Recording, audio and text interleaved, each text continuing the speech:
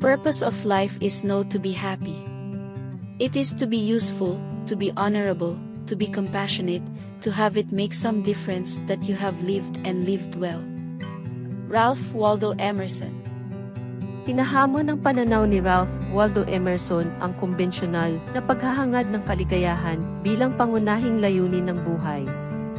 Iginiit niya na ang tunay na layunin ng buhay ay nasa paglilingkod, pagtataguyod ng karangalan at pakikiramay. Upang mamuhay ng maayos, ang isa ay dapat magbigay ng positibong kontribusyon sa mundo at gumawa ng makabuluhang pagbabago. Ang filosofiya ni Emerson ay binibigyang diin ang kahalagahan ng isang may layunin at etikal na pag-iral, na nagpapahiwatig na ang tunay na katuparan ay nagmumula sa isang